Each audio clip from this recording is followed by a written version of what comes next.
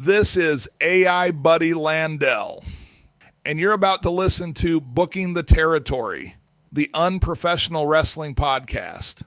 So stop working yourself into a shoot you numbnuts. This show is strictly for entertainment purposes only. Don't be a dumbass and get offended by anything on this show. And if you do get offended, that's a you problem.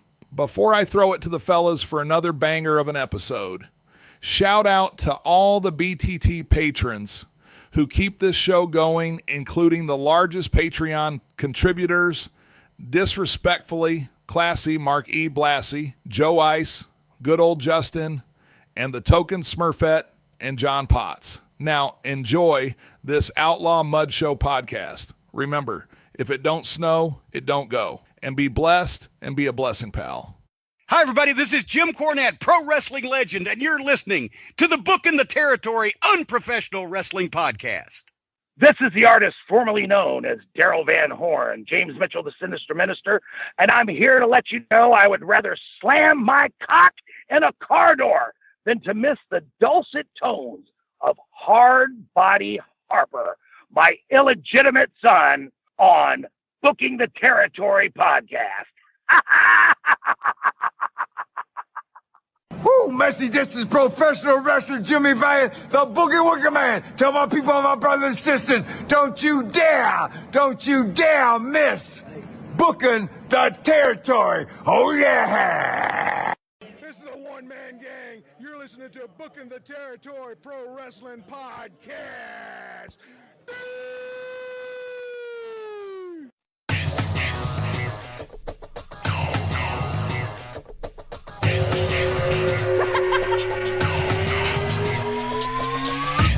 This is AI Bill Watts. I have an announcement to make. The idiot producer of this Outlaw Mud Show podcast forgot to mention something.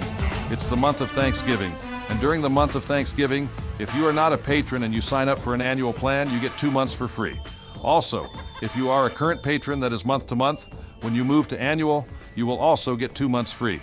Basically, by becoming an annual patron of BTT, you get 2 months for free during the month of November.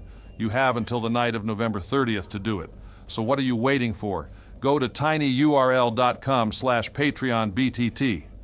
Now forgive the idiot producer who doesn't know his ass from a hole in the ground and can't wrestle his way out of a brown paper sack. But sign up and become an annual patron and get more of the best damn Outlaw Mud Show podcast there is. Now let's get to the show. Welcome back, everyone, to this week's episode of Booking the Territory, the unprofessional wrestling podcast. For tonight, we are covering WCW Saturday Night on TBS from March of 26th of 1994. If you're listening on YouTube, make sure you subscribe to the channel, hit the like button on a video, type a couple comments, or 2 or 3 or 4, with what you liked or didn't like, or how much you hate us or love us. Helps the channel grow. And as a reminder, this is the Thanksgiving edition and episode of BTT. A couple years back, we started an annual tradition like no other for the Thanksgiving episode, and we drop it on Wednesday, and we do that so when you go to your family's house on Thursday, you can pop in your earbuds and not have to talk to that uncle you hate and that aunt and all that other good crap that you don't feel like being involved in.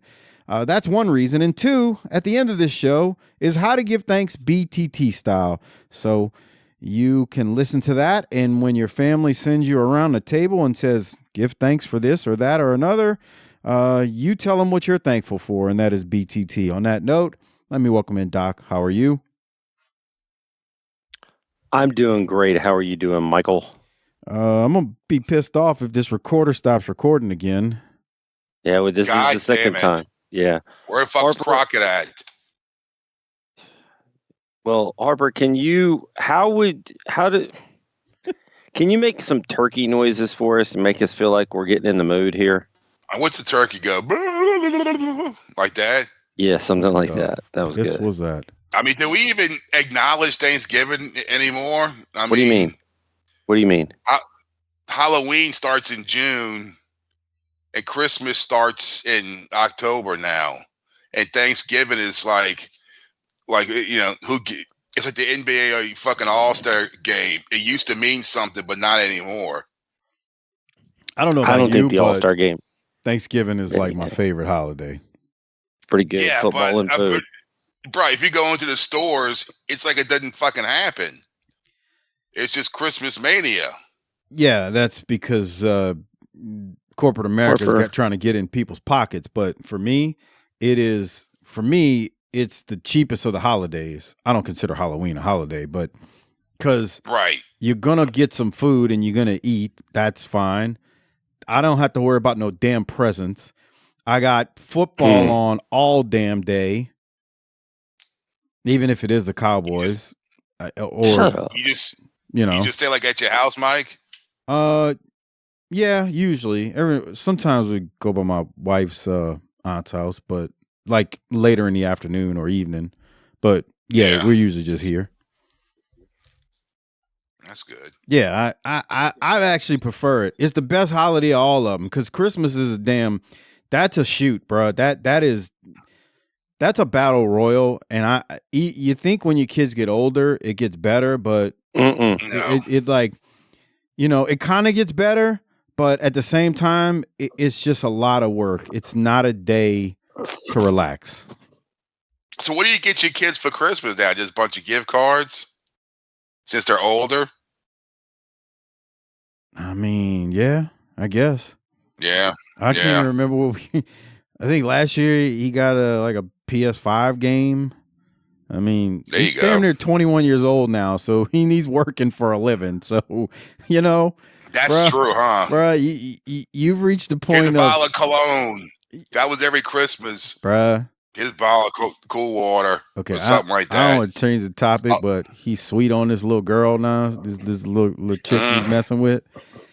He goes to work, leaves the house at 6 a.m., gets home around 5, heads upstairs, takes a shower, and heads back out the house. Oh, yeah, bro. And I keep messing with my wife about it. I'm like, you're about to be a grandpa. Don't say that. Yeah. Grandpa Mike. Don't say that. Nah, I told him, don't be bringing no children here. Do not even think about it. It's not happening. Fuck, you don't have room. It ain't. You can always make room. No, you can't. Bullshit. For loved ones. No, for the special people. No. It's a life raft in the Titanic, bro. There only so many fucking bedrooms in this motherfucker. That's right. I have one adult I'm trying to get rid of right now. Like bro, so we're going to my brother's, right, for Thanksgiving. They were going to her family shit. They got, I always bring a thing of the eggnog, right? And I get the, whatever, like the stuff I gave you, Mike, at your house. The Evan Williams stuff? Williams. Okay. Bruh, my nephew's 23, 22. He's getting his master's. He's still at that I'll drink anything you put in front of me mode. Jesus. Mm-hmm. Yeah, and so I got, they love Fireball. They got Fireball eggnog. Oh, that sounds terrible. It sounds very terrible, but I bet they're gonna kill that shit like a dog with a bone. Yeah. So I got that for him. He likes Captain Morgan, which spiced is rum. Yeah, which is typical for that age. Yeah. It's all right. They'll figure it out and grow out of it. Come on. Let them be young. Let them be young. So speaking of young, usually I get them a bottle of the regular size of Captain Morgan for Christmas, and I get them the big one of the Admiral Nelson, like the knockoff one. Come on. Yeah, he don't give a fuck. And you shit post everybody. Those are real fucking people. What? Captain Morgan and the Admiral Nelson guy. Of course you know that.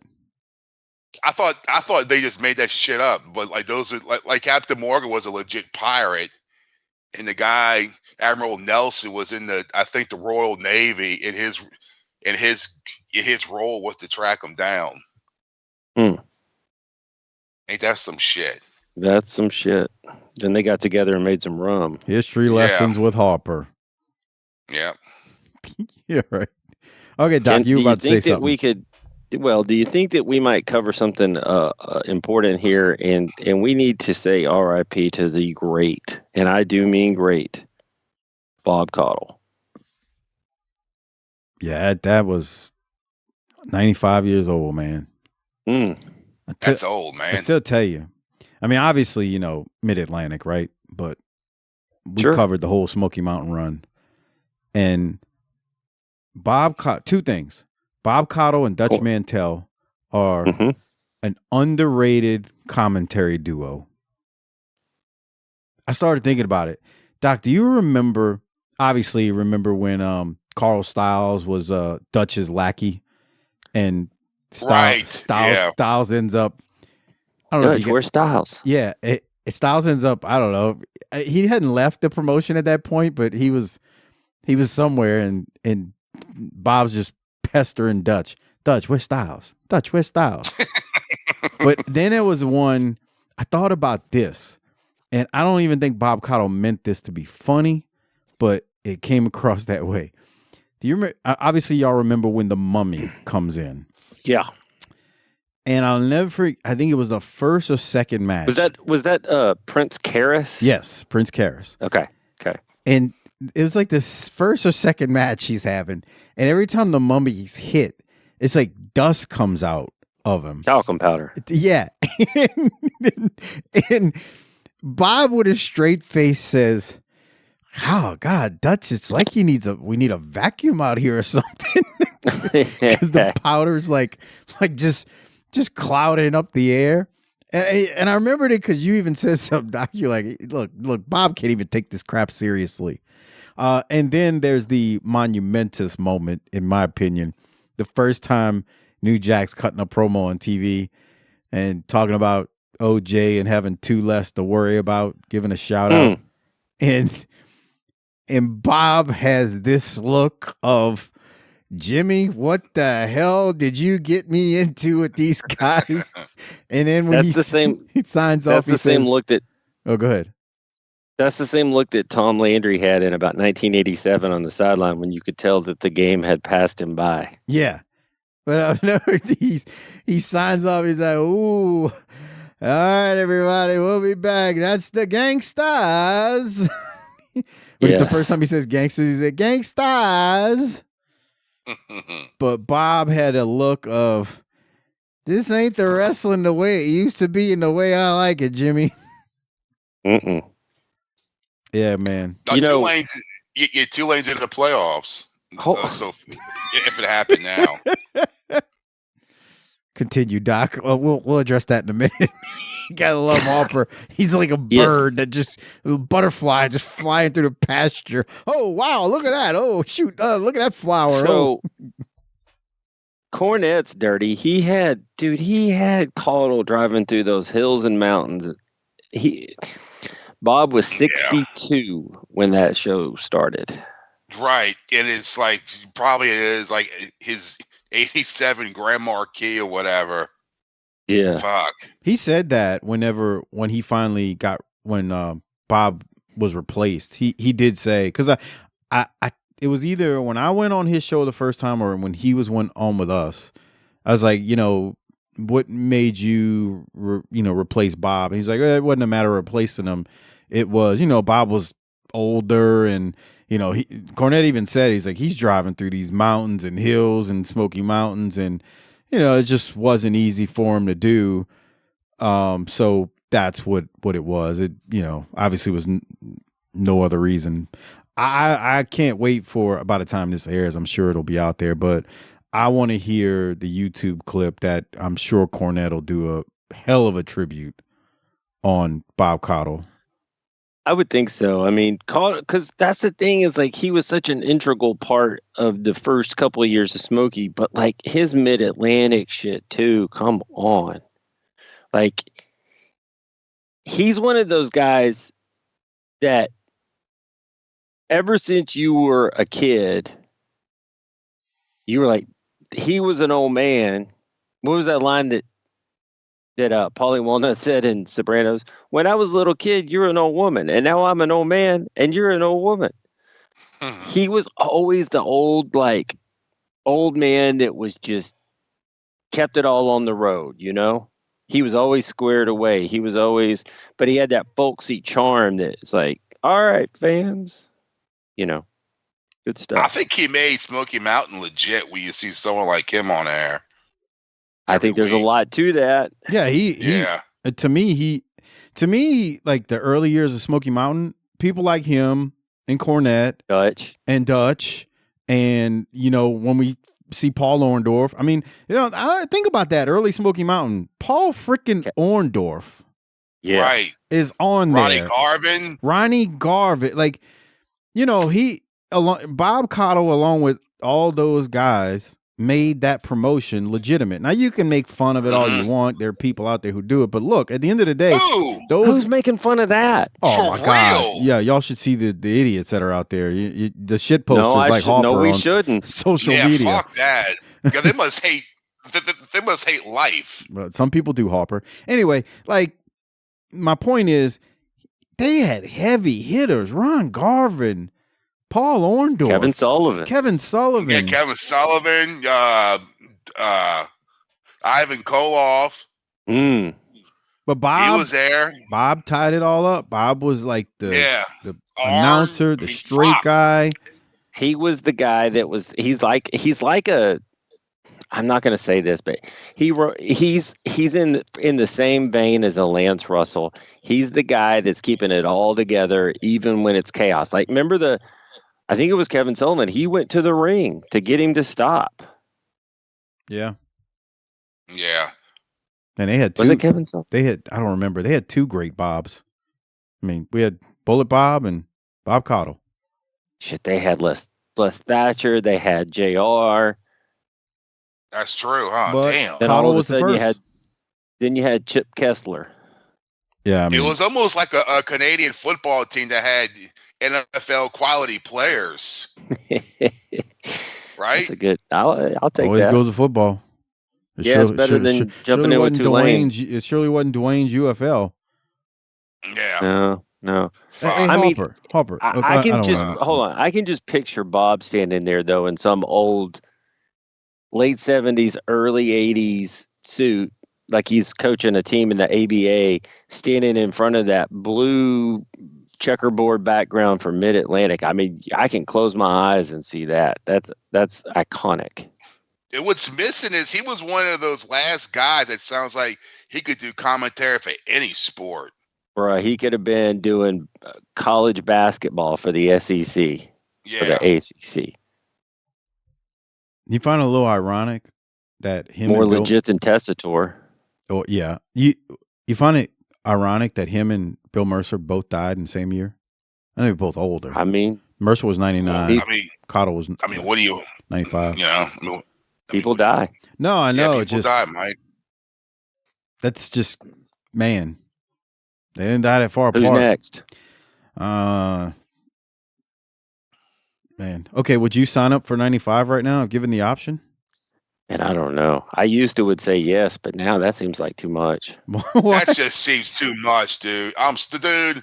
I might want to give some back. I saw what my grandma went through living to be like 98. You can keep that shit. Maybe. I mean, it's easy to say sitting here bullshitting, but like, can I sell some of those back, like vacation time and like stop? I mean, my grandma was about to be 102. Yeah, I got a buddy whose grandma. Where she's at? I got a buddy whose grandma's 104 and still living in her damn house. Oh wow, Jesus Christ! Yeah, mine lives with by my herself.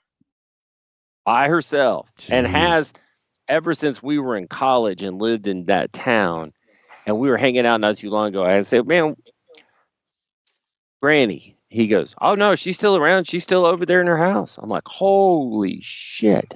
That's like, crazy. Yeah. He's like, But, "She's tough." Always made sure to go to the house twice when my mom was there. Once in the morning, and then once in the evening, just to make sure shit was, like it's supposed to be. Yeah, that's very Bob Caudle of you, squared away. But Bob Caudle, man, R.I.P. 95 years old. One of the greats. And here's something else. We say this whenever we can.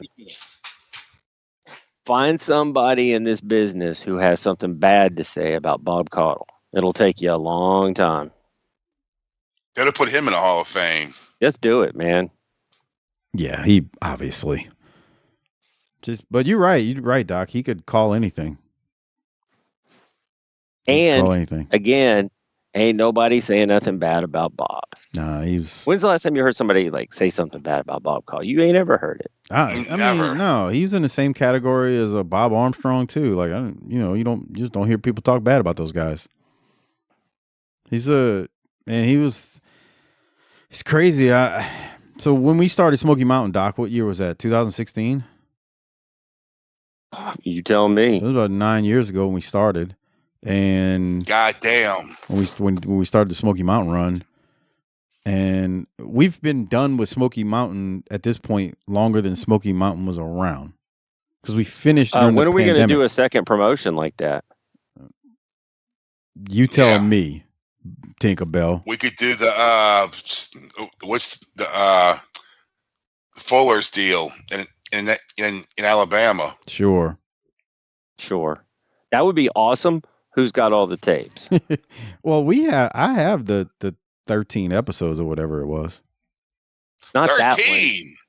Yeah, USA. He's talking about Continental. Oh, okay. I thought you were talking Continental. about. Okay, Right. okay. No, I thought you were talking about Continental. USA Championship Wrestling. No. Yeah, I had a bunch of Continental stuff. Oh, really? Look at Mr. Tape Collector over here. Okay. Look at you. Got everybody sitting your shit. Must have been behind all those toys in your office that we saw. Okay. I know. Jesus Christ, you fucking child. God, fucking Fuck. wrestlers and football Walked in there. players, just His everywhere. wife's like, go stand in here. I'm like, where the fuck am I? Toys R Us in 1989? For real. Look at these WCW figures. That aren't worth anything.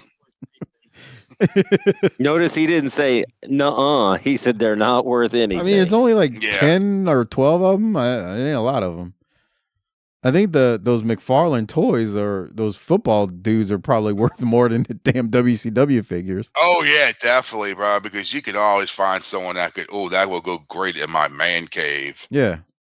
which is a term I fucking hate. Most of those football ones, I didn't buy those after the fact. Those were bought when they first came out. So I paid face value 20 for bucks. Yeah. them. I don't even think they were that at the time, Harper. I remember seeing them at Walmart and all. I was like, oh, look at that. But, No, I don't even think they were that much. I don't remember them things. Bro, some of them things may have been like $10 back in the day. I mean, you got to realize some of those are like 20 years old. 20 at years least. old. Yeah. back when your money would stretch, Yeah. Yeah. But Now it stretches you. no, the boy does it. Hollers puts a you sugar out. hold on you. Boy, does it, man. Just tennis shoe down the hallway. But needless to say, we got to pour one out, pour some eggnog out, whatever it is. This is unfortunate. It's on Thanksgiving, on a Thanksgiving show. We'll go pour some out for old Bob Caudle. 95 years old. Thanks for the memories. We enjoyed Smoky Mountain, the run with you there. It was good. It's good stuff. So RIP Bob Caudle. All right, so I guess we need to get over to this Tulane update with our college football correspondent, Hard Buddy Harper. What you got? Tulane's 13th in the playoffs. You need to back up, son. Y'all need to get in line. What you mean? North Texas, son. Caw. Mean That's green. the Eagle sound? We're all lining up to go to fucking Tech and get murdered Oh, yeah. Dude, Texas Tech is good this year. because they got a billionaire bankrolling the NIL shit. Isn't that crazy? How that And he said, I don't think this is the right way to do it, and I think they ought to fix this. But until they do, we're gonna make it happen. Yeah, exactly. Pretty much. Until you outlaw me hitting them with a chair, I'm going to keep hitting them with the fucking chair. It's That's hilarious because SMU got the death penalty over much Right. less. And now we're just doing it out in the open because it's illegal. You got fucking boosters like Colonel Parker just making it rain in the hood. You Come gotta- Lane, you gotta- what's his name is about to roll out of Ole Miss. Okay, that's my question for you two. We need a prediction from each of you. Who will be the next coach at the LSUs? Lane. What's his last name's Griffin? Kiffin. Oh, Kiffin, yeah. It's going to be him, I think. Okay. Mike? If I had to bet on it, yeah. I mean, I don't know who it's going to be, but if you were to make me make a choice right now, I could see it being Lane Kiffin. So Right. do you dislike him, Mike? He's a weird guy. Like you see him at He's got some future Urban Meyer in him, I think. Yeah. I don't care how weird you are. If you're successful, you making us win. You could be a weird motherfucker. I don't want to accuse him of Urban Meyer stuff because that you got to have some proof if you're gonna put that on him. But I've seen him at like the SEC media days, like when the season's kicking off. He's just a weird dude. He comes across as strange to me, but. Like Harper said, if you win in games, it don't matter in the SEC unless you're committing crimes. Right. Then again, people commit crimes, and people like Bobby Petrino get rehired from the school they got for real. They got booted out of. So who knows, man? That's not a shot at our friend Mark Tatanka out there. We like Mr. Buffalo, so I know Tatanka. Yeah. So Mark, I don't mean that in a derogatory way, but I did find it funny. Dave rehired him. I guess he's interim coach right now, but whatever. I tell you what's depressing as you talk about college football before we get into this show. The college football regular season is just about over. I was getting ready to say, man, depressing. I feel like it was last week this shit started. It was like a week ago, it feels like, that you and I were like looking at the week 1 schedule going, oh man, can't wait. This is the best. And then poof, you're at Thanksgiving and it's just about over. Yeah, I was in Chicago when it first started. Yeah. The game against Clemson. Getting the bubble guts while you were watching. Fuck, right. Whoever. Can't even remember. That was a lifetime ago. Yeah, it don't seem like it. La, la, la, la, la, la, la, la, la. System of a Down, right? System of a Down, that's right. You would like them, Mike. They're crazy. Okay, sure. You would like them. Sure. I mean, there's some crazy white boys, you know what I'm saying? Crazy white boy. Okay. Actually, they're also kind of they're Armenian, so there's some of that in there too. Yeah. Okay. So you know what that means? No, I don't. I really don't. I don't know either. He's trying to be. Nope. He's trying to be stupid. Armenian. Oh my God, Harper. What country is that? Armenia. Oh. He didn't know. All right. Do you think that perhaps we should talk about some wrestling, maybe? Yeah, let me get us started on here. Okay, so this week's episode. What the fuck, dude? Why do y'all an hour and a half? That's with the commercials. We join in progress. No, and it's with commercials. This one was just an hour, really. Once you take out most commercials. I do have a question for you. For who? You. Goddamn, pal. Pronouns, okay? Well, I figured one of y'all would respond. We've probably seen the last, or one or two of the last, or just one more of Too Cold, huh? I didn't think about it till you said it, but yeah, we're getting close. I have no idea. Also, I mean, I think we knew this when Jimmy Garvin was there, but Michael Hayes is gone. Continue. That's all I got. Oh, okay. Well, thank you there for that. But Too Cold had a great run. World Tag Title. Yeah. World Tag Champion. Did some dick dancing with Marcus Bagwell. Dick this big. Whoa. That's not me. That's the quoting him on the Dark Side for Bagwell. Yeah. When's that start? I don't know. The new season? Who knows? Yeah. All right. So, again, March 26, 94. This episode was taped March 3rd of 94 at Center Stage. It's the first half of the taping from that day, according to the history of WWE.com. The opening is cut off, so we do go straight to the ring for Johnny B. Bad versus John Stevens. Stop. Look at this right here. Look at the jobber just scoop him up with one hand right here at the 30-second mark. Okay. What's your point? Look at this. He's about, man, you don't see a jobber pull this move. Look, one hand, you get up. Damn, bro. That was fucking drops the elbow and everything. Yeah, man. I was like, who is this guy? And finally they said he didn't even scoop the head, Harper. Look, he doesn't even. Yeah. He doesn't do that right at all. He's trying to win the whole thing right here. They got to scoop the head to protect the head. Right. He just kind of like because Because I mean, watch his head when he lands. Right. You're supposed to take Is there that a reason off. why you don't do shit like that? Right. You're supposed to take Look at the this. hand and. Oh my fucking god, dude! I'm getting pissed looking at this. You're supposed to scoop his head. That way, you kind of like guide it, Protect it. as Yet. you go. Oh, this guy's a fucking asshole. It might have been the first body slam he ever did, Harper. I don't. That's his Don't fucking do problem. shit you don't know how to do. It's a body slam. It's not even that hard to do. Okay, that's fair. Like you, yeah, you're not doing nothing. All right. Well, that was the finish right there. Knocked him out. 1, 2, 3. Any other comments, Doc? No, I just thought y'all would get a giggle out of that. I didn't have it in my notes, so there's that.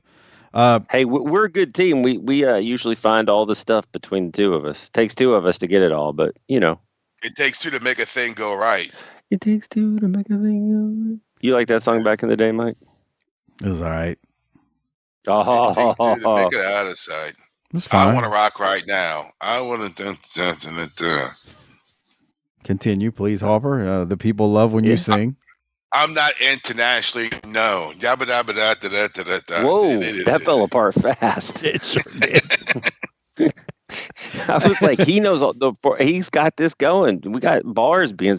Never mind. This isn't System of a Down. He can't sing it all. Anyway. Johnny B. Bad wins. We then go to a Sting and Pillman promo. Sting announces that Pillman will be his teammate against Pretty Wonderful tonight. It was only like 30 seconds, Doc. Any thoughts on it? Nothing. Yeah. It was, look at that face, though. Yeah, smiling at a 2-year-old while you're. Okay. That's nice. What's wrong with you? Wow. Oh, my God. Let's continue. All right. Tony, Mean Gene, and Bobby Heenan formally opened the show. Gene says he joined Hogan on a set of Thunder in Paradise. Heenan is tired of this crap. Just look at the look on his face, especially if you're on the video version with us. And Gene and Bobby continue to bicker over this situation. Tony has to break it up as they are going back and forth. I love these three together, especially Heenan and Mean Gene. Heenan turns it up, and Mean Gene just knows how to dig in, and Heenan knows how to react to it. Your thoughts, Doc? I feel like this is like the last gasp of like Heenan and Okerlund really like hitting it on all cylinders before they kind of went into going through the motions. Yeah. I mean, they won't stop. Tony's got to like look at Tony. They're still bickering behind Tony right here. Yeah. Look, they're like two kids. Like that's funny. They're like Schiavone's trying to make things happen, and they're just back there fucking up. Yeah, it's literally like, Doc, your kids are fighting in the backseat of the car, and you're like, chill out, calm down. I'm tired of dealing with this, and they ain't hearing one thing you're saying. They're just gonna keep on arguing. I thought it would be more like you trying to make this show happen, and me and Harper just sabotaging it at every turn. No, it's Harper's the one who flies off the planet sometimes in the middle of R.I.P. and the great Bob Caudle earlier. He goes, oh, bruh, Tulane, North Texas, bruh, hold, and then you're like, bruh, hold on. So I don't know. It's close, but not quite. All right, we continue. He's like Harper's the guy that like the moment of silence. He's like, so where are we going to go after this? Whoa, it's a moment of silence. Oh. All right. Well, we continue. Tony throws the highlights of Bunkhouse Buck attacking Z-Man from 2 weeks ago. Yeah. What a glorious moment that was. I think that was the show that Harper couldn't make. Anyway, that was... Because this is new to me. Yeah, that was Bunkhouse Buck's debut. Actually, he cut a promo earlier and talked about how he was ready to fight somebody, and it ended up being he wasn't going to fight somebody, so it ended up being, he ran in and jumped Z-Man, and that was that. So, which leads us to... Does he have a feud with him? Okay, there we go. Yeah. I thought he was gone. He will never leave. He's sticking around a little bit here. We think because of that, it leads to Bunkhouse Buck versus Z-Man. And look at this. Z-Man starts on fire, but no. But look, Bunkhouse Buck hits the cameraman on the way out. Watch this shit. This is great. We're watching. Hold on. Come on. I know. Yeah. Come on, Capetta. Let's go. Speed it up. Come on. Put it on 1.25. Okay. Here he comes. Here comes out the Buck. smoke. He hits the camera. What do you think those Long John smells like that he has on? Oh boy, tobacco. Yeah, good choice. Spitting and smoking. Ugh. Good choice. He goes after Z-Man. Z-Man starts off on fire. Look at Jimmy Golden Cell. He's so great. Doc, what do you have from this one? It's only about 3 minutes. Can we go to... Man, I was thinking, you know what would be great here is if they brought in Dirty White Boy, too. Dude, he should have got a bigger, spotlight on him. One of the bigger promotions. He would have been much better in the stud stable than he would have been as TL Hopper. Oh, yeah.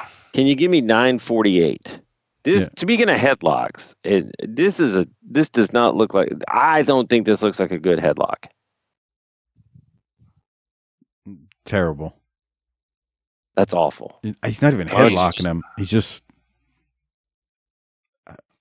jerking off. He's wearing down his opponent, Michael. Right, Harper. Take up for Z-Man. You sound like Chris Zoncha right now.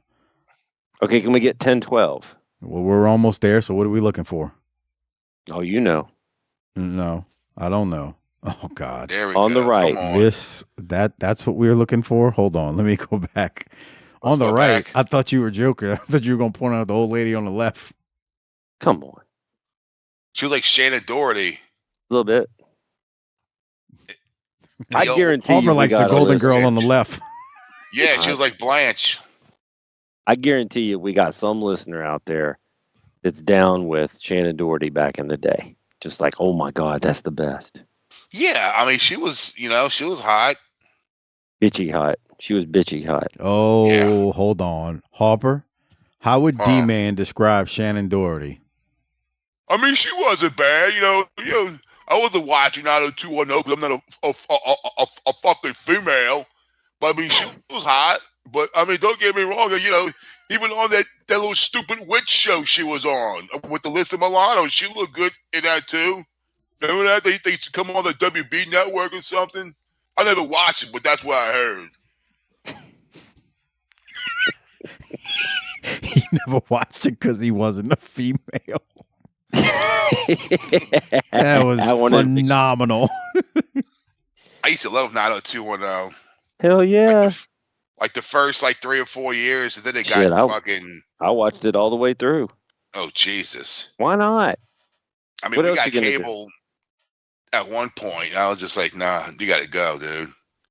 120 minutes is on MTV. I tell you what, a lot more people watch 90210 than I thought would ever watch it. I knew a lot of friends that watched that dumb shit, and the ones who didn't would rib them, and the ones who did would be like, bro, y'all don't know, bro, it's a good show. You don't even know, man. Yeah, it's a good show, man. What are you talking about? All right, what else from Z-Man and Buck? Because I want to get to the finish of this thing. 11:40. You getting closer to the finish with that? Let's break the hole there. Yeah. Buck had his foot on the ropes. What the hell's going on? Yeah, that's bullshit. Come on, Nick Patrick. Now you're going to do it? Come on. That's lazy. Anything else, Doc? Airtight, brother. I'll take that as a no. No more timestamps, but when we get to the end, just a wonderful job by Jimmy Golden to slowly and exaggeratedly reach into his pants. So Colonel Parker gets on the apron. There it was. You got to see the video version. I don't know how to describe it. Doc described it perfectly. Golden slowly goes into his pants, but Z-Man's distracted by Colonel Parker on the apron.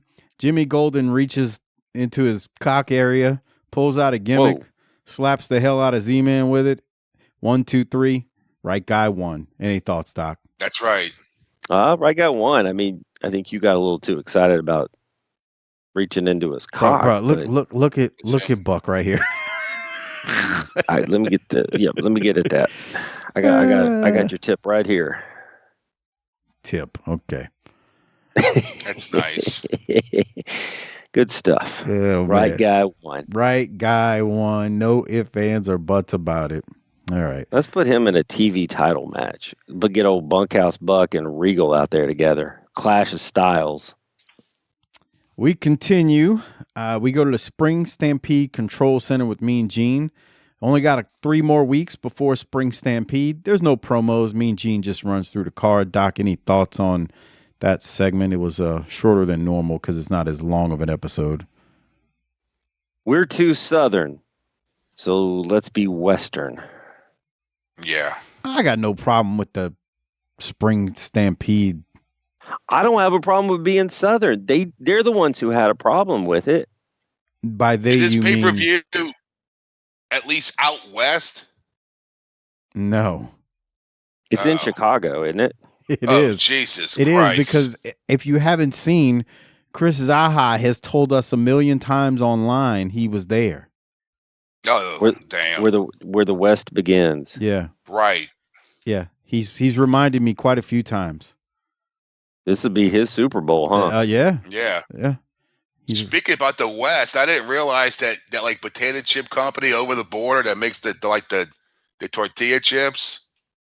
I didn't know like that's the real restaurant until I saw one by y'all. It's a real thing. The what? Yeah. The over the border. He means on the border. I don't know what he just said. Yeah, on the border. And the fact that I didn't even flinch, it says we've been doing the show too long. I was trying to get him to repeat it. And on the border. You can't. You're going to have to go back and piece that together in the tape. Jesus. We just had a hallelujah moment right there. That was some sort of Eastern European Mexican food restaurant. Over the border. Yeah. I'm thinking he's about to make some kind of political joke or something. When he said over the border, I'm like, uh-oh, here it comes. Here it comes. But he means on the border. Yeah. Bro, I was like, damn, that's a real restaurant. I thought that was just a Go ahead. I thought it was just like a tortilla, they make the fucking chips. Man, we also did find out the building. Oh yeah, Mike texted me. Yeah. Oh, he's mad about that, Harper. Just so you know. Why? He got all pissy with me. Because, okay, you explained this building. What's the name of the building, Doc, so the people have a point of reference if anybody out there wants to Google it? It's it used to be called the Info Mart. Info Mart. No, but what? Yeah. But it has another name. I can't remember what it is. I don't know what that is. I can just tell you what its original shoot name was. Okay, so you were talking about this building, this glass-looking building. It looked kind of different. And I immediately knew what you were talking about. I just didn't remember it. And I said, wait, you passed it leaving out of downtown or coming into downtown. And I said, oh, yeah, when I lived in Irving, Texas, I remember whenever I would drive into downtown or be driving out of downtown, I remember that building, but I don't know the name of it. This fool is getting mad at me and you because no, just you. So, Harper's our guest from out of. He's our guest from out of town. First off, Harper, you get an excuse for not knowing how to Google stuff because that's just what you do. You want other people to do it. I already know that. Mr. Doctorate over here, PhD. Is messaging me 3 days later, bro, it's on my mind. I can't figure out what building Harper's talking about. I was like, well, we already figured it out. He's like, what? And then I go, it's the Info Mart or whatever other name. I can't remember what. It's slipping my mind right now. Bro, I'm hot now. What are you hot about? And he gets mad at me because I said, bro, sometimes I think you ask me stuff, you message me stuff because you're just too lazy to Google it and you want me to be your Google. No, look it up. Just like anybody else would do. So he's getting mad at me because we knew the name of it because I figured it out. I was like, I Googled it right after you told me about it, and that's when I messaged you. And I was like, oh, yeah. Okay, that's the name of it. And I sent you the picture. You're like, yep, that's it. He's still trying to figure it out 2 days after the fact. I'm like, you're from here. How do you not know that? I literally Googled glass building near downtown or leaving out of downtown. And it was the first one that popped up. First thing that popped up was that building. And he's getting all mad at me.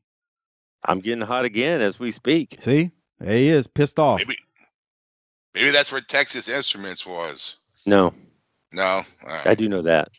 Anyway, yeah, it's the Infomart. You want to tell them what else about that building? The fact that you told me that day about something with your high school? Yeah, that's where my senior prom was. So that made him. Was it? That made him even more pissed because the whole time it was where his senior prom was. So how would you prom there? Like it's just an office building, right? For these tech. Nah, they had a ballroom. Like I think it was used. Like I know, but I think it was used for like trade shows and shit. Oh, okay. And they had exhibition rooms and because that building sticks out. Yeah. It doesn't match with anything else around there. It was futuristic back in the day. I guess. Yeah. I guess in 1985, that's when they built it, just to let you know. But this asshole can't just answer a simple question. Because it's always got to be 20 questions. He's always concerned that he's being ribbed. Bruh, it is a rib at that point. You're a grown man. Just Google it. Like, why are you still trying to figure it out 3 days later? Like I'm telling you. Bro, you got a PhD. Just Google it. It's a rib. It must be a rib. Bro, I'm going to go hide in my closet so no one can ever rib me. Harper, when he sent this, it was multiple days after the fact. I'm like, okay, this is a rib. And I literally said, you know what? I think you're trying to rib me and make me your human Google, bruh. No, like I'm not entertaining this because I'm thinking it's a rib. You're just trying to play with my time at this point. Because I Googled it and it immediately came up immediately. Anyway, it was inspired by London's Crystal Palace. Just so you know. There you go. So yeah. Anyway, now that we argued about that for 5 minutes, the Nasty Boys are out here beating up on Tom Torres and Jason Johnson. You got anything, Doc? Torres is the guy from last week that couldn't work with Stone Cold. Yeah, I don't think he can work still. So he didn't learn this week? No. You got the Nasty Boys to teach him a lesson or two. That last move that they pull off is pretty rough. Always. Here he comes. He's about to get look at this nasty sized. That one wasn't bad. No, because he turned Hamburglar. He does look like the Hamburglar. Well, his stripes are up and down, so not quite. Not like Saeed. When Saeed looked like the Hamburglar. That was pretty stiff, but let's plant this fool and get out of here. Yeah, that was stiff. It's a double clothesline. Here it comes. Brace for impact. Jesus Christ. Anyway, Sags slams Torres, and Nasty Boys are going to win. Any other thoughts, Doc? No, this is it right here, I believe. Yeah, here it comes. He's about to plant him. Pump handle. Here it comes.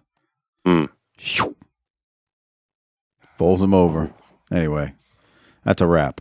All right, Doc. I'm going to play this promo because they talk about Max Payne and Cactus, but there's something that Sags says that I find mildly entertaining. So let's go to that. All right. That the Nasty Boys, the World Tag Team Champions, are living up to their name, Nasty. Let me say that Mean Gene Okerlund did not even want to interview Knobbs and Sags. Be that as it may, back about, a month ago at Super Brawl, one of the hardest hitting matches of all time, Cactus Jack and Max Payne against the Nasty Boys, and now a Chicago street fight at the next pay-per-view right in Chicago, the Nasty Boys, Cactus Jack and Max Payne. The tag team titles are not on the line. You know what they want. You know what they want, Schiavone. They want to maim me or my partner. That's all they want to do. They're sick in the stinking head. They better sit at home eat a couple Prozac, get a couple shock treatments, and think what it takes to go into Nastyville and what it takes to get out of Nastyville. Obviously, by Super Brawl, they found out on Max Payne's fat head what it takes for me and Knobs to fine-tune a guitar on it. Yo, Max Payne! Got this jet, baby! It's a street fight! Who cares? It might be going down the right street! We might take it to Soldier Field! Anywhere! Bring it on! Cause the Nasty Boys are ready to fight you two lunatics! Yeah, speaking of lunatics. They're gonna. Did Sags threaten to fine-tune a guitar on Max Payne's head? I was too busy being disgusted when they said it's not for the titles at a pay-per-view. Man. Yeah, what the fuck? That match, the way it goes down, that ain't gonna bother me one bit. Just for the record. Mr. Garbage Wrestler over here. Okay. All right, Doc. Any other thoughts on it? No, it was pretty good for a Nasty Boys setup. Harper, any thoughts? No, Michael. Okay, just making sure. Yeah, he's getting frustrated with you too, the way you're treating me. Yeah. If you just saw, here we are trying to celebrate Thanksgiving, and we got your shit mad because you were afraid that you might be getting ribbed or that you might have to sit in for Google for 30 seconds, and you're put out. Harper, yeah, this fool. I'm gonna call Luke, and we're gonna book a show at the Info Mart. This fool. There you go. I'll come out. This fool went multiple days. He tells me, man, this is bothering me. I can't figure out what building Harper's talking about. I'm like, Jesus. Like 3 days later, you're still thinking about this building? I was like, we figured this out, huh? Bruh, I was like, sometimes I think you're trying to rib me by asking me this because you want me to be your human Google. And boy, that pissed him off. He got mad at me. Anyway. I was about to go to the real fractions. I said, now I'm half hot. And he said some other bullshit. I go, okay, make it 3/4. I was about to get to 5/6. All right. Well, speaking of things that are going to make you hot, I have a feeling this is. I'm going to play it because it's going to need an explanation, especially in the next match that happens that follows it. So just listen to Eric Watts. He's being interviewed by Mean Gene. They're not in center stage, obviously. They're at some arena. Here it is. I have to believe these fans agree with me. The biggest honor, the one bestowed upon you last week by the fans. Yes, sir. You know, you're right. In your lifetime, when you play sports as long as I have, you're going to win trophies. You're going to win plaques. You're going to win awards. As a matter of fact, in Louisville, when I won the Fiesta Bowl, it was the biggest time of my life. I wear this ring with pride. But what the fans did and what the fans gave to me meant more than all my awards. The fans gave an award to me, and this means more than anything in my life. Gene, why I'm out here, though, is it's gone. What are you talking about here? What's gone? The award the fans gave me is gone, Gene. That trophy is gone? Yes, sir. All right, so we get this promo from Eric Watts. He's talking about an award that he received, and Mean Gene says, the trophy? What do you mean it's gone? And then we cut to this match, which is Eric Watts and Tony Zane. And Tony Schiavone references the trophy, but he doesn't really clarify which trophy. So, Doc, I'm pretty sure you were pretty damn confused at this point. I don't have a clue what's happening. Right. And I need you to can you Google it for me? Well, I had to do some digging because unlike Jaworski, who wanks off to this stuff nonstop, I don't remember what this was about. You know, of course Jaworski knows because it's his life and he's blasted a few holes in his sheetrock in his house from this. Come on. It's not a crime to like wrestling. Yeah. So here's the deal. Now, this is March 26th. On the April 2nd, 94 episode of WCW Pro, Tony Schiavone did say something on commentary that the trophy in question that was referenced in that previous promo, so he doesn't say this on this episode, was a trophy that was given to Eric Watts by the fans for having the best submission hold in WCW. You know, the STF that he does. Right. And apparently the trophy has been stolen. So who done it? Right.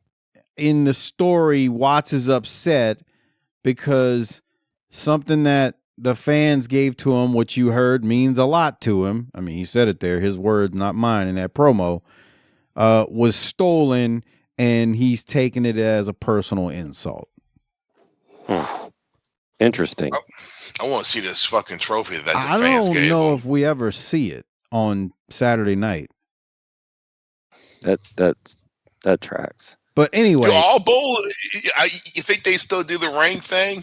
If you win just like the Sun Bowl, you get a ring. I was like, I didn't know where you were going with that. Maybe for the major bowls, I don't know. Because I'm thinking back then, it was a you get some sort of gift bag from the sponsor. Yeah, from like the Duke mayonnaise, you get a bunch of things of fucking mayonnaise, right? And a fucking gym bag with the logo on it. Well, I bet the white people on the team like that. What's that supposed to mean? I love mayonnaise. Yeah, what does that mean? Mayonnaise. I'm a blue plate man myself. Man, you ain't the only one. It's Y'all funny. got that, Mike? Yeah, when I first moved here, you had to go to there's this supermarket called Fiesta. When I first moved here, that was like one of the only places I could get it from. And then I got a Fiesta ice chest. Okay. In the fucking thing outside that I got from my favorite grocery store. Well, I had been here like probably at least a year before I discovered it there, and then I discovered it at Albertsons, I think it was. I was like, okay, I can at least get it from here. This was expensive for whatever reason because Albertsons is so expensive, but I was able to get it. But it's funny because yesterday I literally said, man, I gotta get some blue plate next time I go to the store. They sell it in Walmart now here, by the way. They didn't when I first moved here. And my brother-in-law goes, oh, I got this some kind of bullshit mayonnaise he got in the fridge. He's like, you could use some of that. I was like, I literally said, no, I'm a blue plate person. And he looked at me like I had watch 6 out for heads. that mayonnaise he's giving you. It was probably Duke's. Kraft. It was probably what? Duke's or Kraft. No, Duke's isn't bad. No. I've had Duke's. Yeah, Duke's isn't bad. I like. I don't mind. It's just like regular mayonnaise. Yeah, dude, Kraft's. I can't. No. Yeah, it's just basic ass shit. Hellman's is. Duke's is good. I'll give Duke's its credit, but it ain't blue plate. I mean, what about Miracle Whip? Nah, I'm not. I never was into that. No. It's not bad. Okay. Yeah. All right. Well, anyway, Doc, did that clarify what's going on with Watts and in the trophy that was stolen that you didn't understand? Absolutely not. All right. It really makes a difference. Did you need me to hit pause right there for those lovely ladies? No. Okay. I'm just making sure. All right. Well, Watts wins, and do you got any timestamps or anything, Doc? I was too busy fast forwarding. Okay, fair enough. Let's go to Ric Flair. He is now with Mean Gene. He's going to come out. He's got something to say. May mention Hulk Hogan. Here it is. You've just seen a very stellar performance by a promising superstar at World Championship Wrestling. An impressive outing for Eric Watts. Nature Boy Ric Flair, one of a kind. When they made this man, they threw away the mold. The WCW heavyweight champ, you've got a big month ahead of you. As a matter of fact, right around the corner, Spring Stampede. And, of course, a title defense against, a man you know very well, Ricky the Dragon Steamboat. Also, on tap later in this hour, we're going to be hearing from Hulk Hogan, who is going to be talking about you specifically. Well, Gene, don't think for 1 minute that I'm looking past Steamboat. We went through this last week. Steamboat knows where I'm at. He knows I'm the most focused athlete alive today, or I wouldn't be an 11-time unprecedented world heavyweight champion. But like everybody else, you already know what he had to say because you were there. I'm here because I want to hear what Hogan has to say in the show about me and about WCW. I asked you to go back. I asked him to rethink it. Steamboat came out here, opened his mouth. He's got his own problems. That's me. Now, Hogan, I'm here. Gene, I wish you'd let me in on it right now, but I'm going to be here to hear the comments. And Hogan, don't make the mistake. Don't for one moment in your life make the mistake of thinking you can walk out of Hollywood into the land of Ric Flair, because Ricky Steamboat's going to find out a spring stampede, and if you make the mistake today of calling me out, you'll find out what you should have found out 5 years ago. You know, Ric Flair, in all due respect, don't run away from me. Rick, I want to point out that in the interview you're going to be hearing from Hulk Hogan, he has some very important and serious things that he is going to be saying directly to you. So stand by, my friend. Gene, I told you, I'm here to hear what Hogan has to say. I hope that he hasn't made the mistake I've heard he wants to make. We're going to find out. Stay tuned. We're going to be back with more Saturday Night here on TBS. All right, Doc, thoughts on Flair and them talking about Hogan and Steamboat there? They kind of were all around the bend on it. What did you think? I feel like Steamboat's trapped in this angle. Yeah, he's just the piece that's just sitting there. I don't know how else to say it. Which is crazy that we're talking about Steamboat and Flair, and he's like the extra luggage or something. Yeah, this has to be Steamboat's last run, huh? I think so. Well, yeah. We're in the 94, and yeah. Yeah. Somebody told me he was on AEW. Yeah. Right. Yeah. He was there for their blood and guts deal last week. Oh. The same Steamboat, the one from Honolulu? Yeah, that one. Come on. Yeah. Okay, just making sure. See, you got tired of picking on me, and now you're going to go over to Harper. That's nice. You're right. I know, huh? Oh, my What God. the fuck? I was just asking. All right. Flair was fine there. It's funny. He's like, I hope Hogan's not making a mistake I think he's going to make, which really sounds weird when you like repeat it back. I hope he's not making a mistake I think he's going to make. I don't know. The phrasing was strange, but whatever. Flair tells Hogan, you just can't walk out of Hollywood and into WCW, when that's exactly what Hogan's about to do. Right. I don't like this version of Flair. He's struggling being a babyface. Yes. He's not a babyface, though, at this point. He's like in between. Because remember, he hit Steamboat when he went in to help. I'm sorry. He went in to help Steamboat. Steamboat accidentally hit him. So he's really not a babyface right now. I think he is. No, he ain't. I don't think so. We'll let the people tell us. DM Harper with your answer if you think he's still a babyface. I don't think so, though. All right, Doc. Well, on that note, we'll go to commercial and come back. And it's time to hear from Colonel Robert Parker and what he's doing to help Steve Austin prepare for the Great Muta. You ready for this one? Let's go. Doc, you ready? Of course I am. All right, here it is. On Saturday night, right now, U.S. champ Stunning Steve is in the ring, and who is he in the ring with anyway here, Colonel Parker? With the Japanese Warrior. Steve Austin is very, very upset about all the controversy between the World's Heavyweight Championship and his United States Heavyweight Championship. He feels like he's been put over here in the shadow, maybe in the back seat, per se.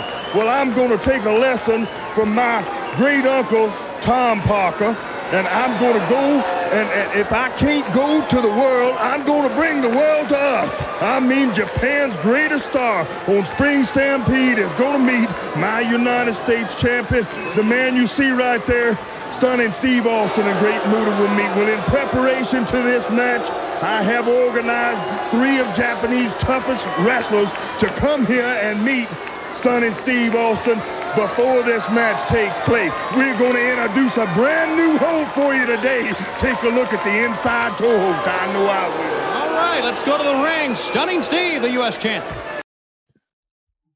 All right, Doc, you got all that? Yeah. We're bringing in some gentleman wrestlers from the Far East to get him ready for Muta. And if you can't go to the world, you bring the world to you. I like that. That's right. Well, the first guy he's bringing from the world to you is Pikachu. They're calling him the Firecat Japanese Warrior. That's Brady Boone, who we've seen before. Multiple times, actually. One of the times he's in red, white, and blue. What do they call that? Crazy Wear or Zubaz or whatever it was back in the day. Yeah. We've seen Brady Boom multiple times. Yeah.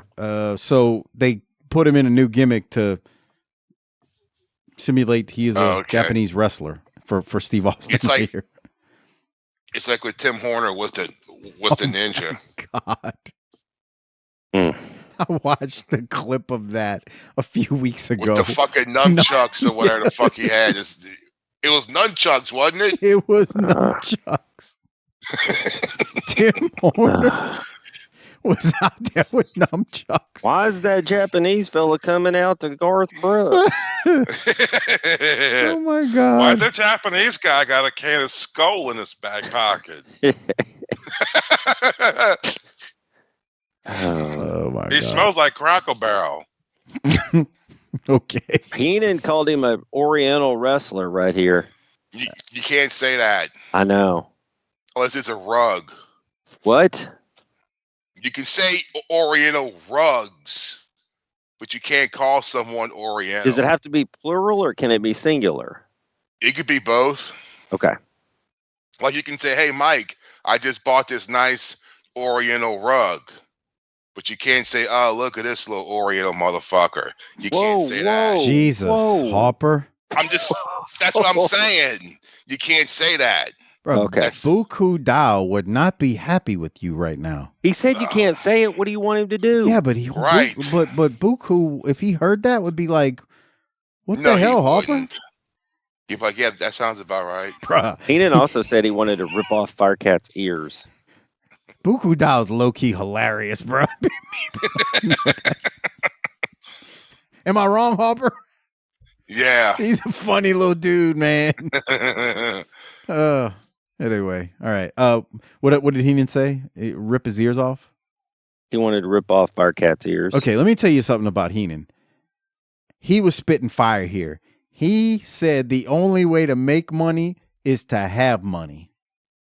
If that ain't true, rich get richer. Facts. Rich get richer and the poor get poor. That's right.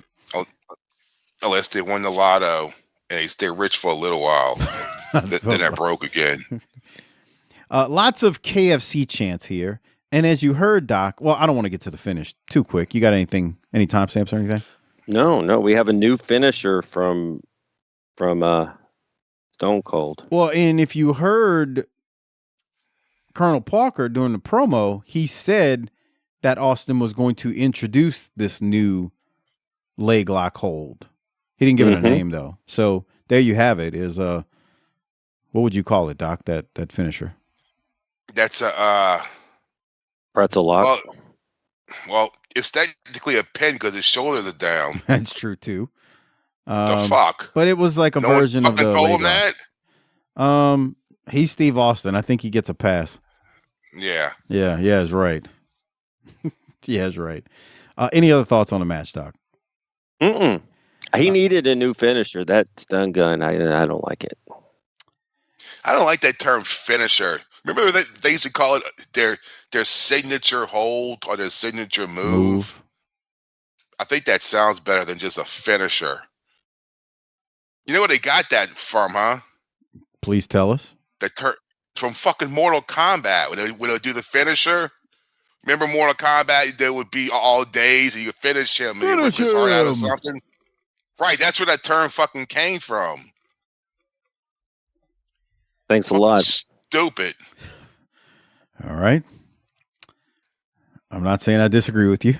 Mean Gene throws to highlights of Ron Simmons attacking Teddy Long and then Too Cold Scorpio from WCW Worldwide. Due to this, Ron Simmons will be wrestling Bagwell next week. Any thoughts on the highlights we see here, Doc? Let's see it. Next week, you mean? Oh, okay. We'll have to wait. Simmons versus Bagwell. Yes, we'll have to wait. We'll have to wait. Yes, we will have to wait. So there is that. From there, we're gonna go to Bagwell. Do you need me to pause it on the ladies, Doc? No, we need to see his opponent. Please tell me you knew who it was. Yeah, it's Jack Victory. Okay. It wasn't Jack Victory, but whatever. It's not? No, that's not Jack Victory.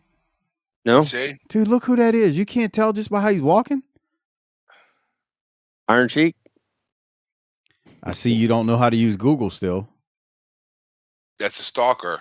I'm 99.9% sure that's Cuban Assassin. He looks bigger. Cuban Assassin was a big man. Okay. I'm pretty sure that's him. It's definitely not Jack Victory. No. No. No. But we already know you don't know how to use Google, so there's that. I'm not even looking. Now, if you remember, like a month or 2 months, maybe even 3 months ago now, they had a guy they called the terrorist, and his face was painted. I had no clue who that was. It's just his face was painted. But this is definitely a different terrorist. You know, it's just one of those things you did back then. That's nice. I mean, what's that supposed to mean? What? What is that supposed to mean? Well, the guy's face was painted. It was like camouflage, if you remember. It was like green and black camouflage. Guy had curly hair. This is not the same dude. It's not. Anyway, Doc, your thoughts on this one? It was all right. Meh, all right? Meh. Boy, you don't like wrestling, do you?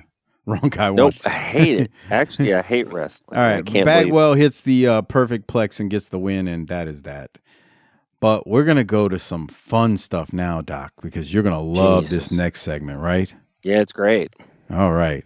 So they show highlights of the interview with Hogan on the set of Thunder in Paradise from 2 weeks ago when Harper wasn't here. You got any thoughts on those? Because I know you love replays, Doc. Before I go to the new stuff. So informative. All right. Harper, pay attention because we finally have a new interview with Hulk Hogan on the set of Thunder in Paradise. And Hogan's going to talk Flair and some other stuff. Here it is. Hulk Hogan! I'm checking on the condition of none other than Hulk Hogan on location, Thunder in Paradise, up and running worldwide. Well, you know, it's about time me and Gene, you came back to check out what condition my condition is in, brother. After the last time you visited Thunder in Paradise, let's say you kind of stirred up a hornet's nest, dude. Did I ever? Yeah, you did, brother, by walking around here and asking everybody at Thunder, can Hulk Hogan beat Ric Flair? Was Hulk Hogan really the man? Or is Hulk Hogan ever going to get in the ring? Well, you know, I know you're my friend, brother, but you kind of stepped over the line last time because ever since you were here, all the way from Venice Beach, California to Disneyland right here at MGM, they've been asking the same question. Hulk Hogan, is it over? Hulk Hogan, are you going to get in the ring? And Hulk Hogan, can you beat Ric Flair right in the center of the ring, brother? Well, I'm not going to ask you again, Hulk, but what is your answer? I'll tell you what my answer is, dude. Something's eating me alive, man. And that's the fact. It's not all the people on the beach. It's not all the people all over the world from Africa, Asia, North Pole, South Pole, and all points in between. It's a simple fact that just the other night, brother, when I was tucking Nicholas in bed, 4 years old, dude, he looked at me and he says, Daddy, I've watched the tapes of you wrestle. I saw that you were the greatest of all time. But Daddy, can you beat the man, Ric Flair? Me and Gene, it was like ice cold water running up through my veins, dude. Pan that camera down, brother, on the largest arm in the world. It was like the ice cold veins running up the pythons, brother. My blood turned to ice cold water as I looked at Nicholas. And I said, I don't know, son. I don't know, son, if I'll ever meet him in the ring. I don't know, son, if I was in the ring, if I could ever beat him. But I can tell you one thing, me and Gene. As Brutus Beefcake stands as my witness, dude, if I ever decide to climb in the ring, you'll be the first one to know. And Ric Flair, if I get my chance, will feel the wrath of the 24-inch pythons, dude. You have heard it, ladies and gentlemen, from the one and only. So what you gonna do when the largest arms in the world run wild on you? Hulk Hogan! Ladies and gentlemen. Oh, yeah, that excited you, didn't it, Doc? Got you all lathered up? No. No? Ask Harper. That's his favorite wrestler. Yeah, Harper, what did you think about Hogan there? Man. That's it? It's just, and there's Beefcake just sitting back there smiling. Hey. Stealing money. Right. with some chick that looks like a goddamn freak. Jesus. What? I mean, look at her, bro. That chin was a little big. I'll give you that. You say, look at that. Freak? Define what you mean by freak. That could mean a number of things. I don't think he means get down and get nasty. I think no, like she's this broad struggling.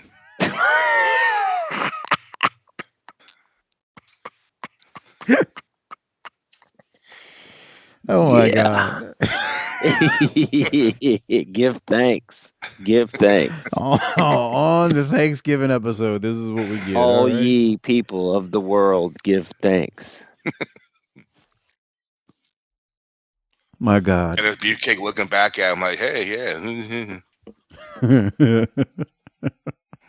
All right. I mean, this doesn't excite you? No. Okay. See? Don't mind. Fuck no. And then he says Disneyland. They're at Disney World, but I mean, whatever. No. Yeah. I mean, don't let fucking Dman hear that, bro. I mean, this guy's.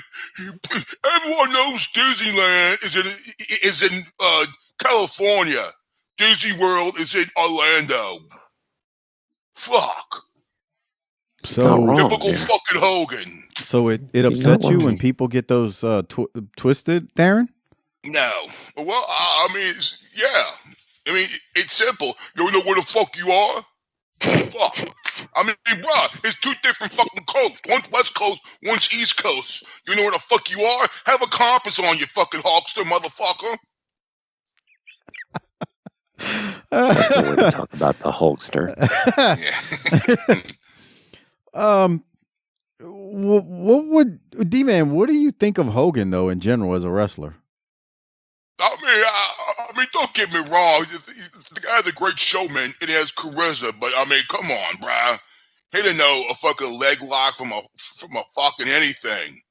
I could probably outwork fucking Hogan and Beefcake fucking combined. Fuck him too. Would you have Lou Holtz as your tag team partner to beat him? Lou Holtz. You popped him. He couldn't continue. He couldn't continue the imitation. Oh my God. Okay. Where the piss were we? I can see that none of y'all are excited for Hogan. Can't say I blame you. I'm not. Man. As I mentioned on one of the Ask Docs, he's a necessary evil for the promotion, and I'll leave it at that. It's like there was something to having him, but there also is some damage as well. Right. And that's that. So I will continue on that note, Doc, unless you got something else. No. All right. Well, we go to commercial, come back. We did have the intros for Pillman and Sting versus Pretty Wonderful. We open up the match. There's an opening sequence with Sting where he just shows what kind of athlete he is. He does this. He's got an underrated leapfrog, if you ask me, but I know you're not a Sting guy, Doc. So anyway, let me throw to you. Moving up the ladder, though. Right, because Hogan's coming in soon. Hogan's not going to be here immediately. I mean, I've said that before. He's bringing in Beefcake, too. So, I mean. Of course he is. Sting's going to be horseman territory before long. Okay. Sting, you're what? What did the sign say? You're pretty wonderful. Why, thank you. Right. Yeah. Doc, thoughts from this? This is the main event. Thoughts from this one? Bruh, Schiavone is all over the place with this damn Hogan talk. Can we get to 117.49? Are you looking for audio or what are you? This sign. Yeah. Sting, you're the real wonderful one. Oh, they misspell your. Yeah. Right? Yeah. All right. We got hooked on phonics over here tonight. Back then. Yeah. There's a point early in the match where Orndorff took 3 bumps from one drop kick. Was it with Sting? Yeah. When Sting does the leapfrog? Watch Sting on these leapfrogs, man. He goes up so effortlessly, man. He's just. Here it is. Is that it? One? Yeah. Here comes. He hits him again.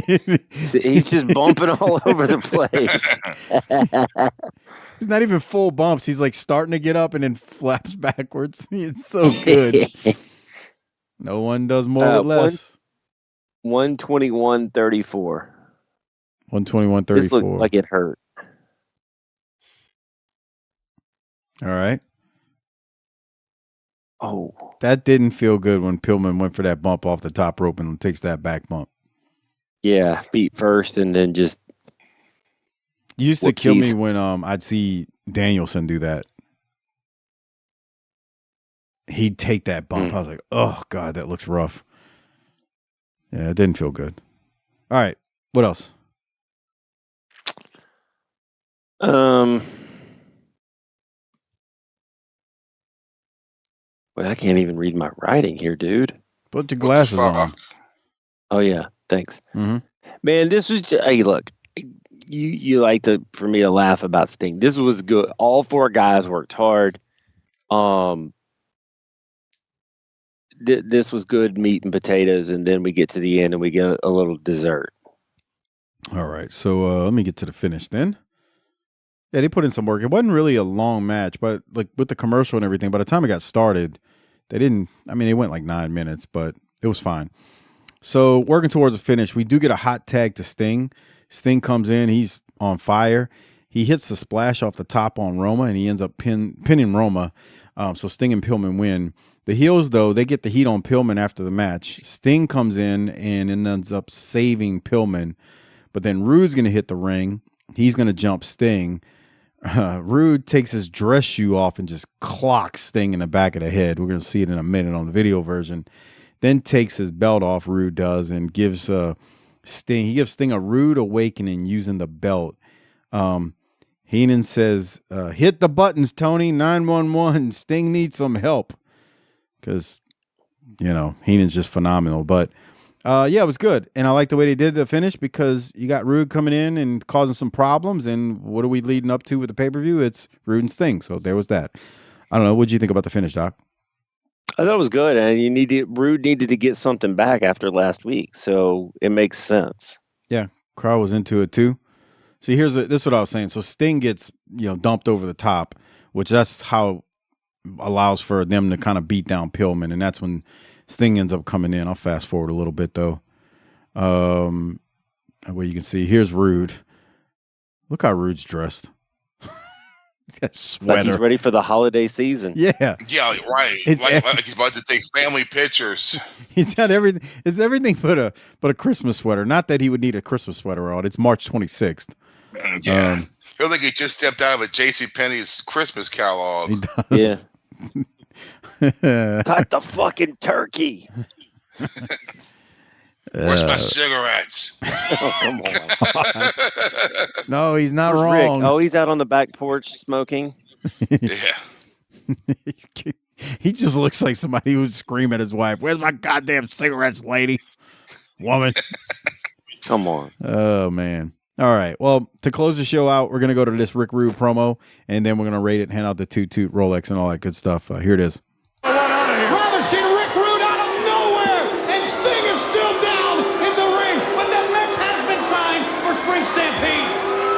I will not stand by idle while the WCW uses Sting to put the screws to me.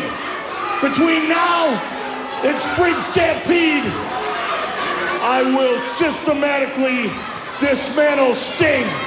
Like it or not, people, I will be your undisputed world heavyweight champion from now until hell freezes over. An attack by Rick Rude. Fans, we are out of time. We'll see you tomorrow night on the main event. I like it. It was short and sweet. Doc, what'd you think? He didn't say a lot, but he didn't have to, and he was super intense. Man, was he? He's on it. Harper, thoughts? Yeah, I mean that's the best way to end this. Better than fucking Hogan. No lies detected. All right. Well, What do you think they're thinking when they see that shit? Like, fuck, we can't get away from this motherfucker. Who's saying that? Goddamn pal Like pronouns. Rude. You think Rude's like, fuck. Now he's coming over here? Orndorff. Right. Nah. I think him and Mr. Wonderful will fucking buddies.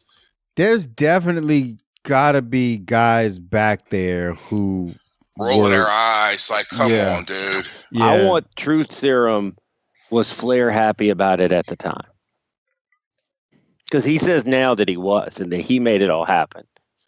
Was he really happy about it? I mean, I kind of believe him because he says he can make money with them. Well, no, not just that, but Flair said, and this in the quote, you know, Bischoff was talking about Hogan, and Flair's like, "I got Hulk Hogan's number. You know, if you want to talk to him." So, like, Flair freely admits that he was damn near a broker, and at first, the connection between them, so that Bischoff could at least talk to Hogan.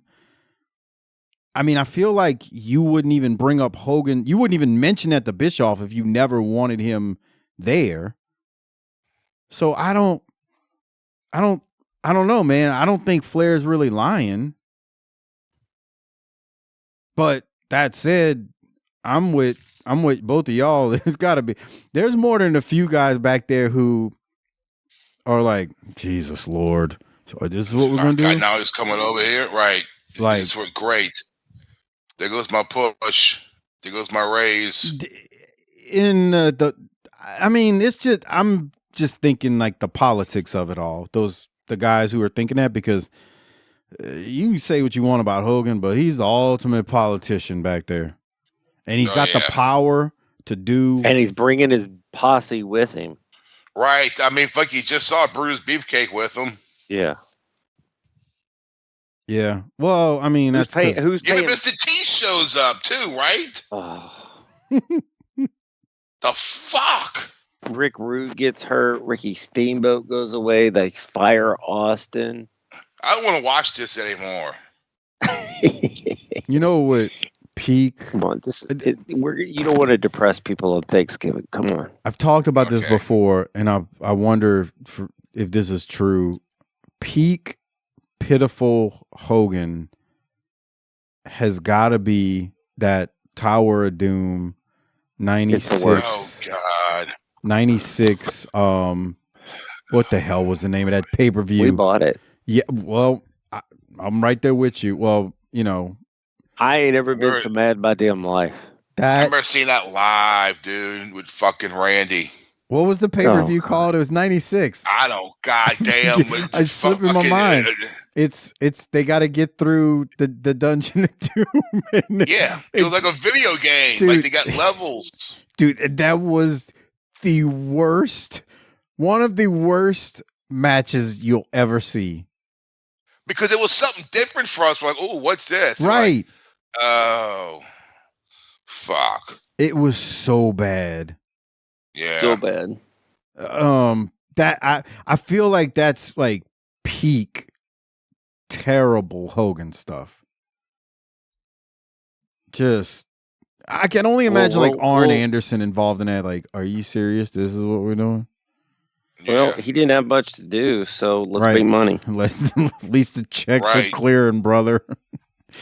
All right. Okay. Well, on that note, we're gonna rate it. Hand out the Toot Toot and or the Rolex. Before we do so, quick reminder, we do have Spring Stampede coming up. The only way to listen to the review of it is by going to tinyurl.com/PatreonBTT.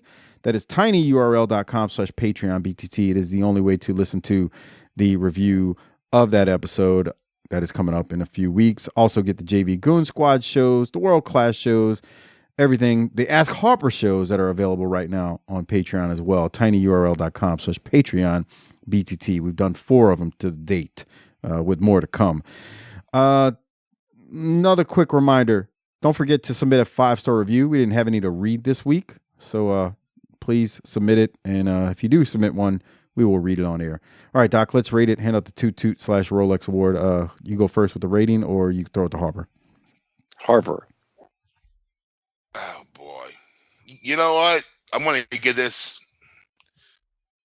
I want to give it a B, a B plus. But then I remember Hogan shows up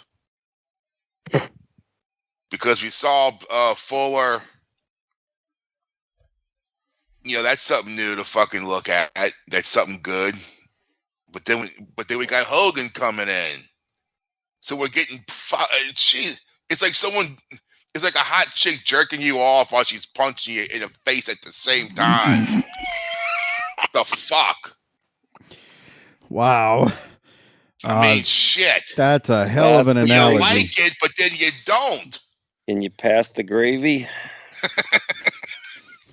Mayonnaise. Oh my God, that was something. Yeah, I don't know. A B plus. There you go. All right, Doc. What are you going to give it? Because I can't keep giving B's. Okay. Well, I can. I'm going to give it a B. Okay. Yeah, I'm with Harper. I'm going to give it a B plus. I mean, Rick Rude was good on this promo. The main event was good. Yes. You know, we got Jimmy Golden out there doing his thing. I mean, there's some good stuff on this episode. Colonel Parker, Austin. You know, Flair's promo wasn't bad. The Eric Watts thing is dumb. I mean, there's some good stuff on here. Yeah, why is he still there? Because they keep paying him. Fuck. Bobby Heenan is good. The same reason we're at our shoot jobs. The checks keep clearing, brother. There's some good stuff, but then there's some stuff like this. So yeah, B plus. I'm gonna go with B plus, and that is that. So that leaves the Toot Toot / Rolex. Doc, you want to? I'm going with Rick Rude. Okay. He made his statement. He responded. Good for him. Yeah. Harper, who you got? I give mine a Rude sweater for staying tucked in the whole time during all this. It was short. It just didn't come out. Okay. It's not really tucked, as you can see, but I see why you're saying that. That's nice. Yeah, good stuff. Yeah, I got to go Rick Rude as well. He was just that damn good. Get a good look. Yep. All right. Well, that almost wraps it up. This is the Thanksgiving episode, like I said. So stay tuned for the end of the episode where we will have the How to Give Thanks BTT style, an annual tradition like no other that is in like its 9th year of airing at this point. It is really weird when you listen to it because all three of our voices are different. That's how old this audio is. We've been beaten down. They're all slower and so defeated. That'll be there at the end of the show. And just a quick reminder to become a patron at tinyurl.com/PatreonBTT, where you can access over 400 Patreon exclusive shows. And then don't forget, when this show is posted, to repost the show on all forms of social media when you see it: X, Twitter, Blue Sky, Facebook, all that good stuff. It helps the show out. So help us out there. And then don't forget, on YouTube, subscribe, like, comment. It is greatly appreciated.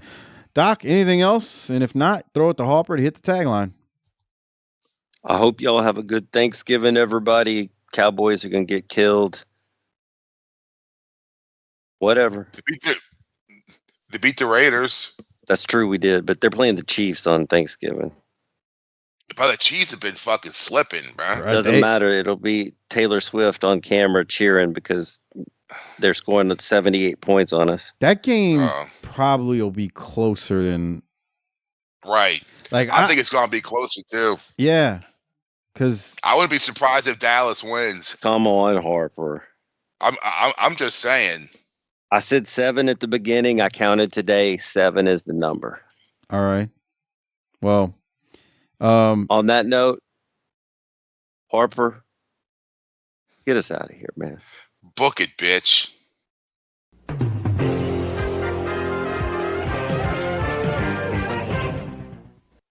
The other thing here is this. You ever heard, I mean, not you, you're going to be eating SpaghettiOs, but you ever heard those families that have those traditions where they'll like sit at the table and go around and everybody's got to say what they're thankful for? Yes. Yeah. God. Mostly white people do this kind of stuff, so you might not know about it. My dad's side of the family used to do that shit. Well, it's like we go around for like 5 million years. Like, God, dude, can we cut this fucking bird? Because you always got some long-winded motherfucker who wants to talk for 20 minutes and tell his whole goddamn life story. Now that's where I'm going here. So this year, if your family starts this horseshit thing, roundabout, I want you, faithful Army member, to stand up, sit down, whatever it is you do, and tell your family how thankful you are for the Booking the Territory podcast. And here's the thing. I can't promise you a shirt because I don't have access to them. But if you have some sort of video evidence of you doing this and shocked and disappointed faces on your family members, so this isn't a work, and you send it to Mike, he's going to do something for you. I don't know. We'll shout it out on the air. We'll put it up on the YouTube page. I don't know. But I want video evidence of you just ruining your family's Thanksgiving by getting us over. That's what I want. And here's the thing. It's easy. I'm gonna tell you how to do it. It's a filibuster. Basically, you're hijacking this bullshit activity. So somebody's going to walk around and think that they got sober this year, or that they found the Lord this year, or that New Year, New Me worked and they lost 3.3 pounds this year. You stand up and you say, man, I'm thankful that every Sunday night and every Thursday night, Booking the Territory comes out. Man, those guys are awesome. There's this ex-professional wrestler, Mike, and this guy named Harper. And the real star of the show is Doc, and he does all this, and you just keep going on and on about the show and see how long you can go before you get kicked off the stage. That's what you need to do. And see, you get us over, you videotape it, you get, internet famous, and you teach those sorry-ass family members of yours never to do this stupid shit again. Where did you just come up with this on the fly, or did you have this as a note written down? It just popped into my head. I always have random thoughts. Like I'll send you a text or an instant message, and you're like, "What the hell are you thinking?" These things just pop up in my head, and I was disappointed this week because I didn't have any Docaholic spotlights. I need something from the Docaholics out there to make me giggle, and this would do it. Bro, you know what's funny is, and we're getting ready to get out of here, and who knows, there may be a World-Class Championship Wrestling Patron preview at the end of this if we can get to it tonight. But the funny part about that would be so awesome is that if at the end of the person giving the speech about how great Booking the Territory is, they said two things, and I hate to do this again, but they said, I'm just here to be blessed and be a blessing. And then they said, book it, bitch. And just sit down like you didn't do anything out of the ordinary. Fold your hands together and just look at the next person around the table. Look like there's nothing out of the ordinary. It just was like a normal day, normal Thanksgiving. Nothing else happened. Just kind of do that kind of like self-assured, knowing nod to the Aunt Janet who's next, and like, it's your turn. Right, and then just keep it moving, and then maybe hit them with, yeah, I say, baby's got a pot roast on. Like, time to eat, motherfuckers. But thank you, because I was blessed in being a blessing. Well, I was just thinking, if you're like your little Uncle Jimmy is next, you could be like, all right, little feller, it's your turn. It's slap him on the back. All right. What you ought to do if you want to like really spice this is another alternative idea, is just speak in kind of the wrestling things that we talk about. Talk it drops to all your family members. Call everybody a little feller, and just every time anybody says it, that's real classy, Aunt Janet. Just would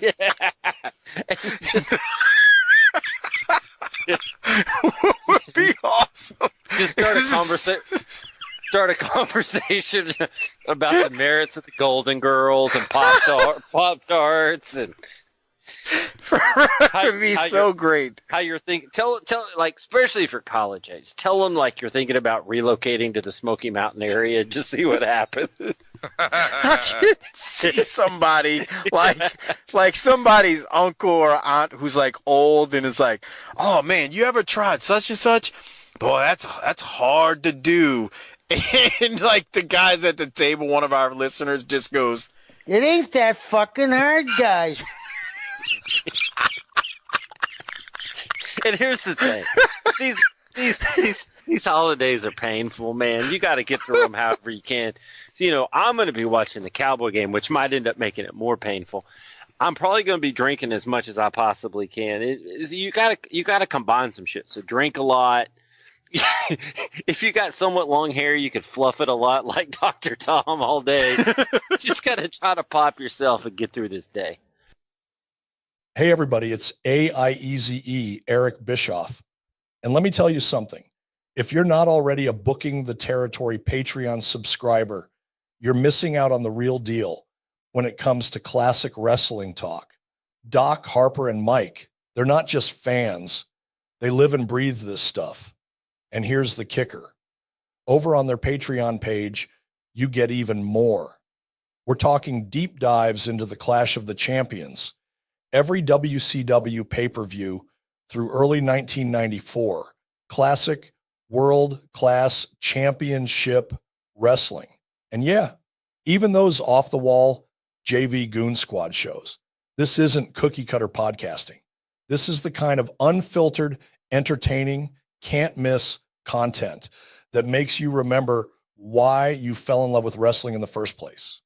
So do yourself a favor, head over to Patreon, search Booking the Territory, sign up, and get in on the action. Trust me, if you love old school wrestling, this is where you want to be.